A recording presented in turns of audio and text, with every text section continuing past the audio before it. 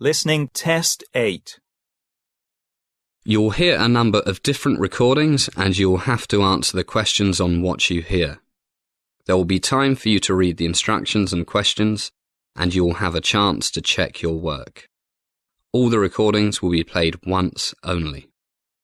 The test is in 4 sections. Write all your answers in the question booklet. At the end of the test, you'll be given 10 minutes to transfer all your answers to an answer sheet. Now turn to Section 1. Section 1. You'll hear a telephone conversation between Yuki, a Japanese student in Japan, and Mrs. Gray in London, England, who will provide homestay accommodation for Yuki. Look at questions 1 to 5 on the form now.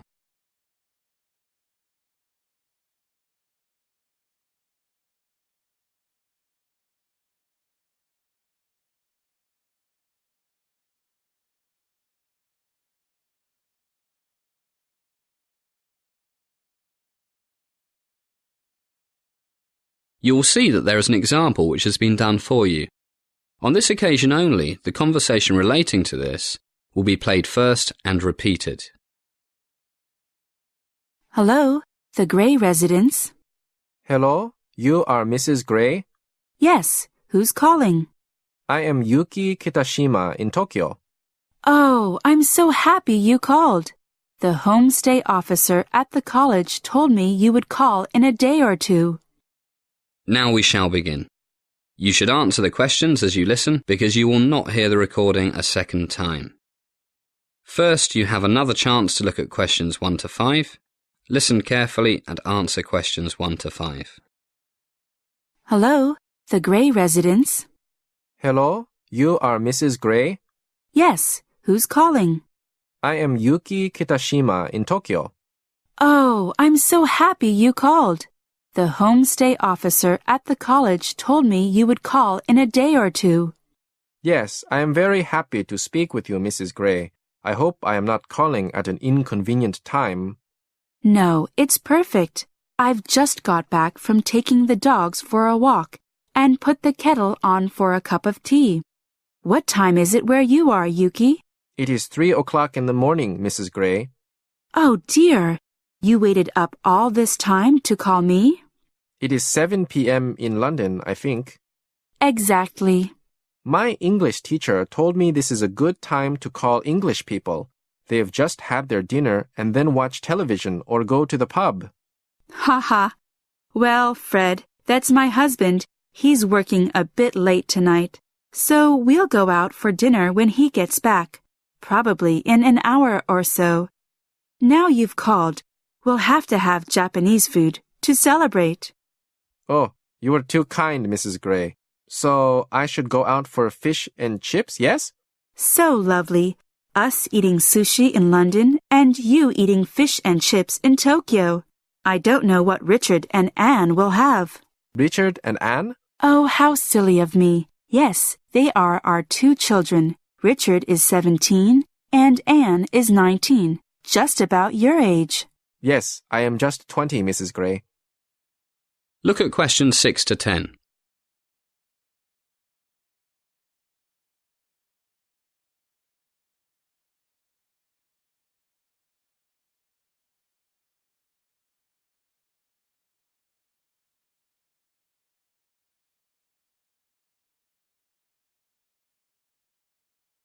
Now listen to more of the conversation between Mrs. Gray and Yuki and answer questions 6 to 10. I know they are both so looking forward to seeing you. They have lots of friends. John's in his last year at high school, and Anne has just started university near here. What is Anne studying, Mrs. Gray? Well, you wouldn't believe this. Japanese language and culture. In fact, that's one reason we thought it would be nice to have another homestay student from Japan. She can't wait to meet you, and nor can Richard. I'm sure you will all get on famously together. Your room is all ready. Thank you, Mrs. Gray. Oh, Yuki, have you booked your flight yet? All booked. Great. When can we expect you? Let me get a pen. We'll all meet you at the airport. Thank you so much. I arrive at Heathrow Airport next Wednesday, the 15th at 10:30 a.m. Your flight, Yuki? Japan Airlines JA2674. I will go to the travel agent this morning to pick up my ticket. Then I will confirm details by email. Lots of luggage, Mrs. Gray. No problem, Yuki. We'll write a big sign so you can recognize us. We are sure you will feel at home with us. Thank you very much, Mrs. Gray. That is the end of section 1. You now have some time to check your answers.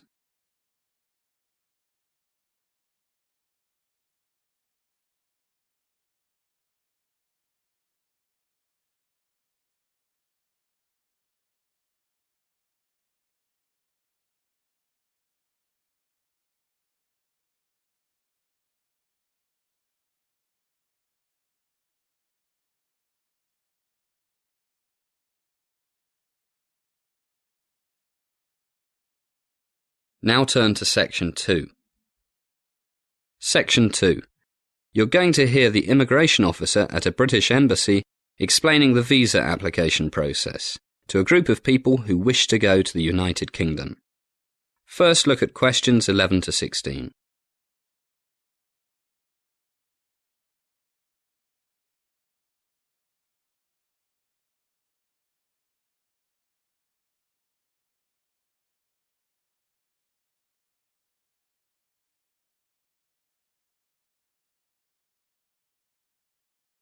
As you listen to the first part of the talk, answer questions 11 to 16. Good morning. I'm the head visa officer here. Welcome to our monthly talk on applying for British visa. We used to give everybody photocopies of the different forms you have to fill in, but found that that was rather expensive. So to save money and paper, we now use slides that you can see on the screen behind me. By the way, this and the other forms you will see are the same forms that you will see if you go online to UK Visas, that's one word, .gov.uk. They are very similar to the hard copy you will find in our offices. The first question, do you need a visa to enter the UK? If you are not a British citizen or a citizen of one of the European Economic Area countries, you may need an entry clearance before you travel to the UK. Entry clearance means the application process for people who need a visa to travel to the United Kingdom and for those who don't need a visa for a short stay. How short depends on their nationality, but who intend a longer stay or to settle in the UK. People from certain countries, known as visa nationals, the first type I mentioned, need an entry clearance to enter the UK for any reason. Those from other countries need only one for certain reasons. For example, to live as the wife or husband of a British citizen. The entry clearance certificate, that we all call a visa, is placed in your passport or travel document. The job of an entry clearance officer at a British embassy or consulate or other mission overseas is to decide if you qualify for entry before you travel to the United Kingdom. These officers stick to very strict rules and procedures. If you need to find out more, then you can click on the Immigration Rules and Diplomatic Service Procedures Entry Clearance. If you have a valid UK visa, you will not normally be refused entry to the UK on arrival, unless your circumstances have changed, you gave false information, or you did not tell the entry clearance officer important facts when you applied for your visa. So let's assume that you have your entry visa, which, by the way, is only valid up to a certain date. At your UK port of arrival, the visa tells the immigration officer there the purpose of your travel, how long you can stay in the UK, and the latest date that you can enter the UK. Normally, you may enter and leave the UK as many times as you like during the validity of your visa. Now look at questions 17 to 20.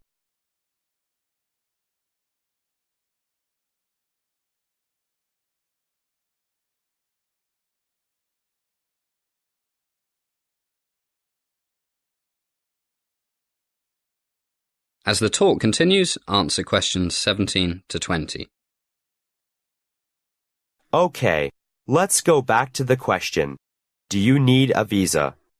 If you look on the screen now, you will see a picture of the first page of the form. Do I need a UK visa?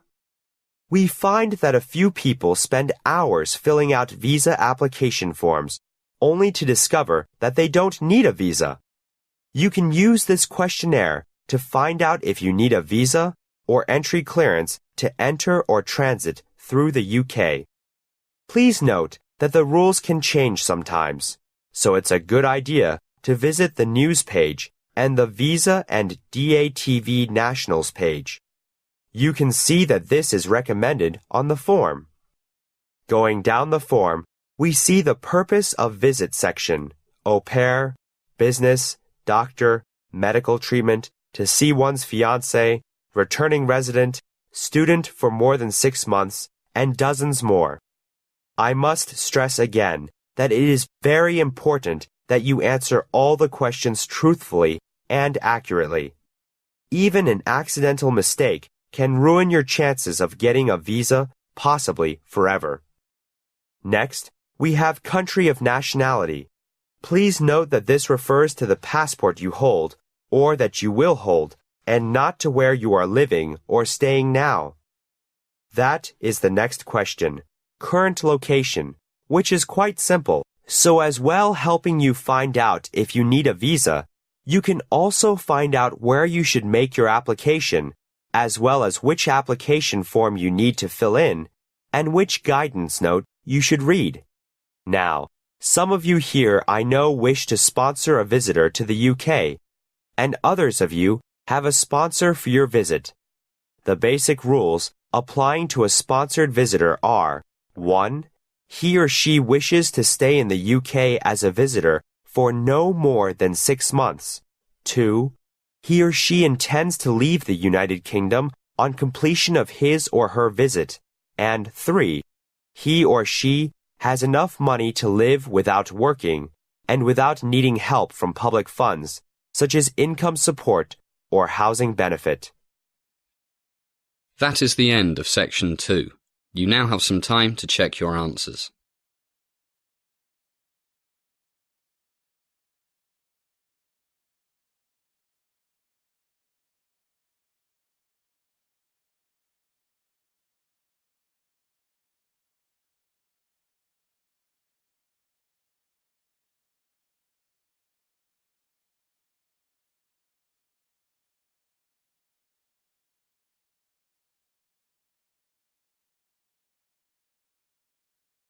Now turn to section 3.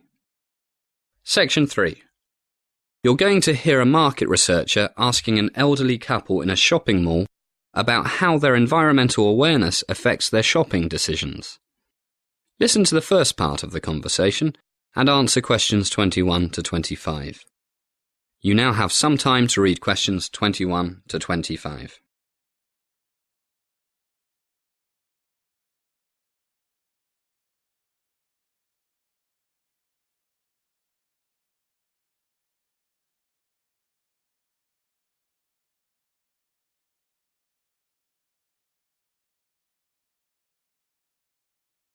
Good morning, madam, sir. My name is Bob Smith. I'm doing a survey of people's shopping preferences and how it relates to their thoughts about the environment.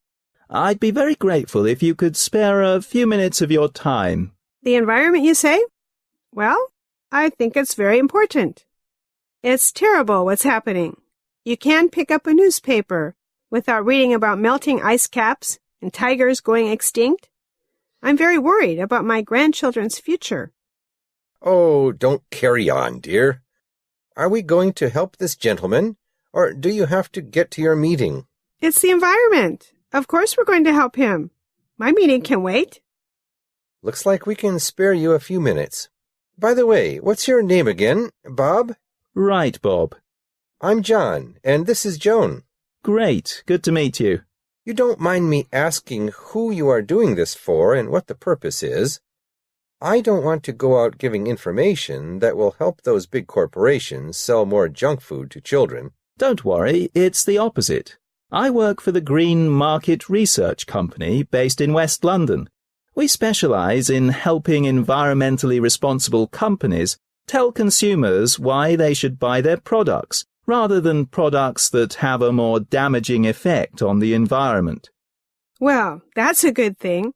All those poisons the big companies are putting in our food and air. Have you read about the polar bears and seals in the Arctic having very high levels of PCBs, pesticides, and lots of other terrible things in them? And there are no factories where they live. It's okay, dear. Why don't we see what the gentleman wants to know? As the conversation continues, answer questions 26 to 30. You now have some time to read questions 26 to 30.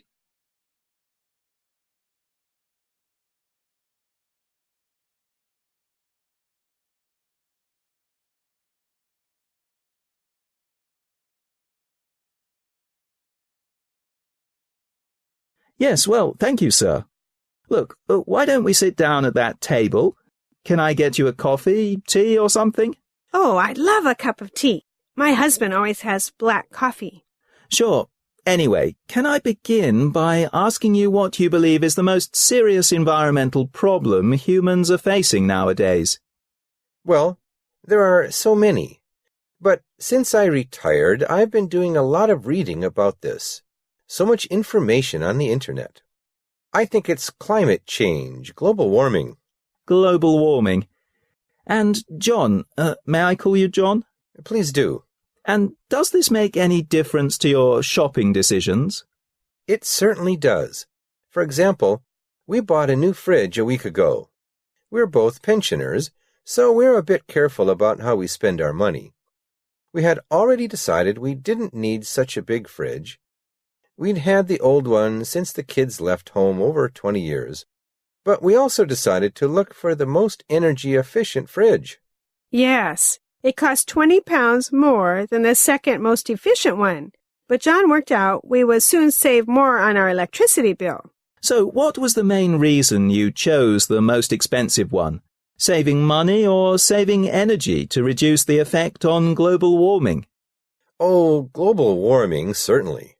The money savings were secondary. And did the salesman where you bought it mention global warming before you did that?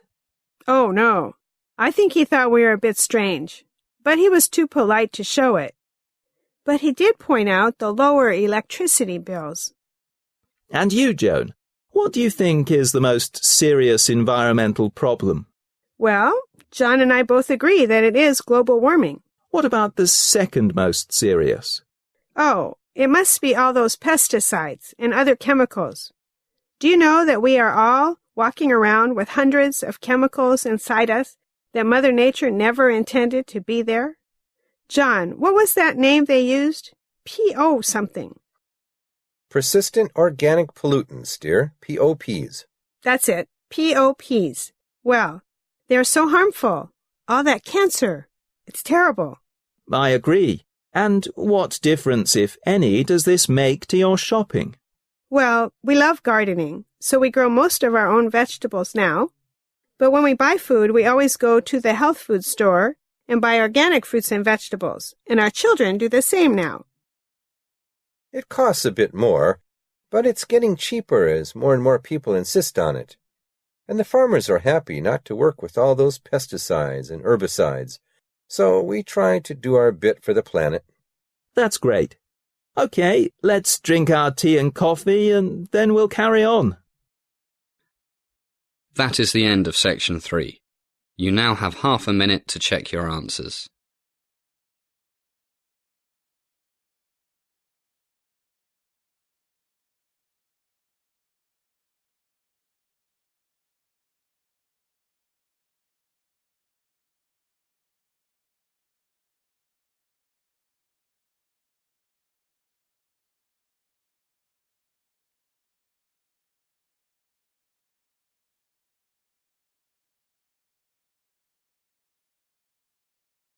Now turn to section 4. Section 4. You're going to hear a university lecture about good study habits and developing a study plan. You now have some time to read questions 31 to 40.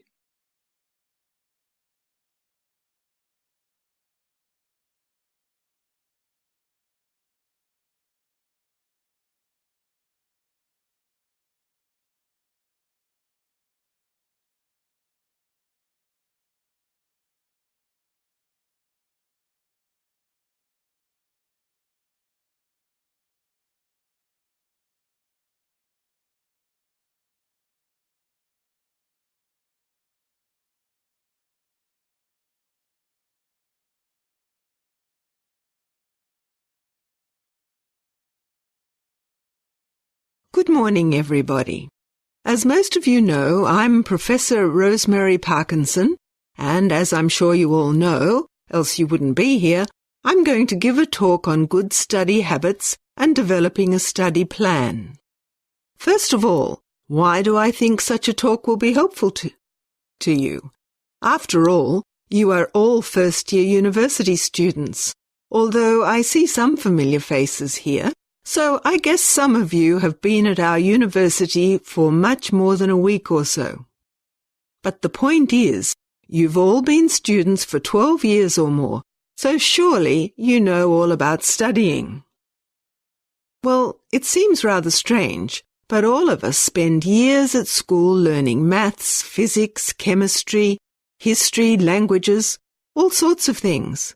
But how many of us have ever been to a class where they try to teach us how to learn, how to study, in the most efficient and enjoyable way?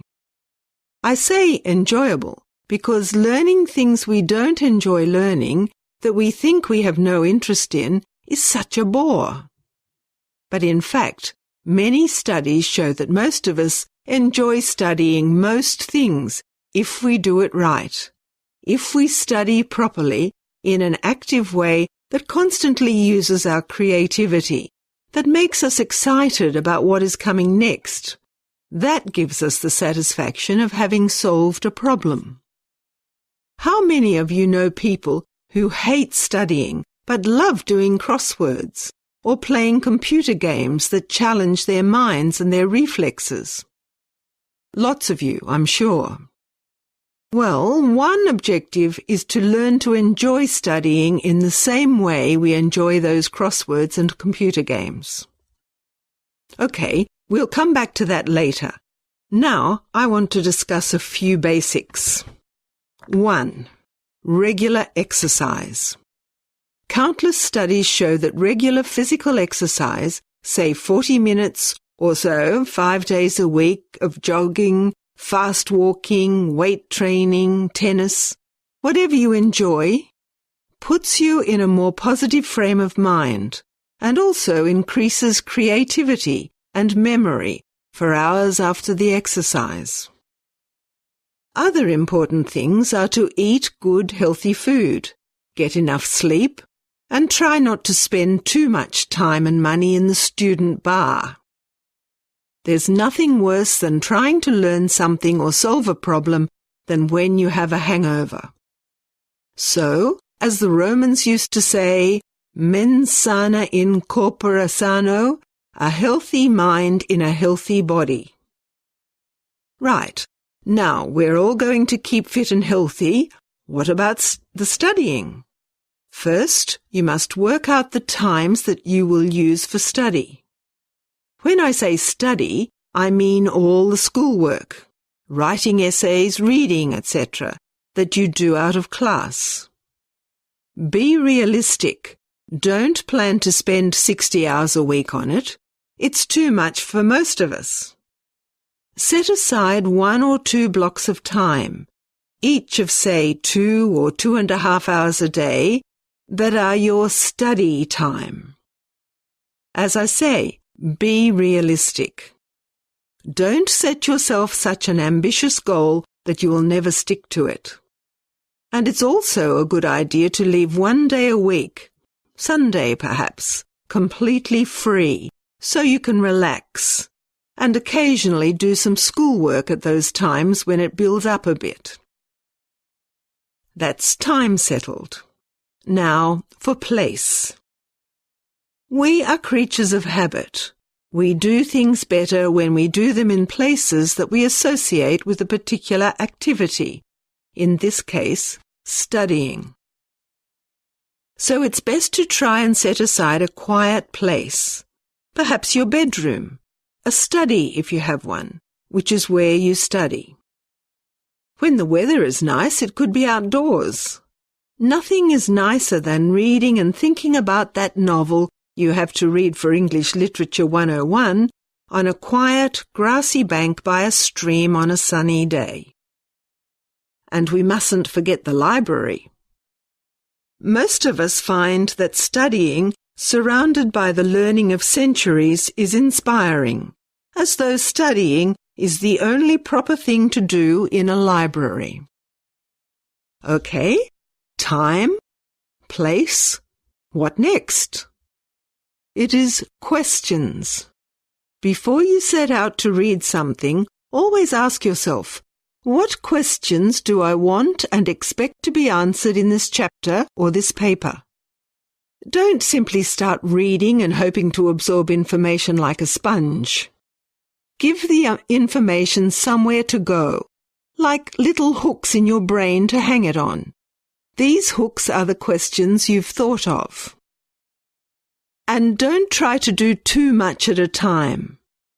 After, say, 40 or 50 minutes, put the book down and tell yourself what you've learnt, what questions have been answered, what it means.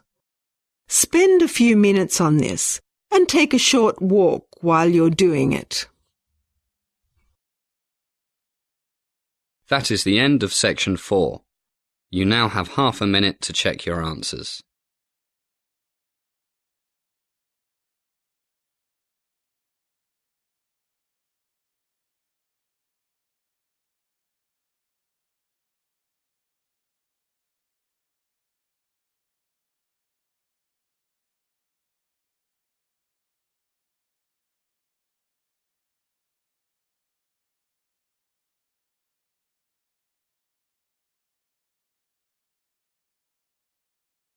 That is the end of the listening test.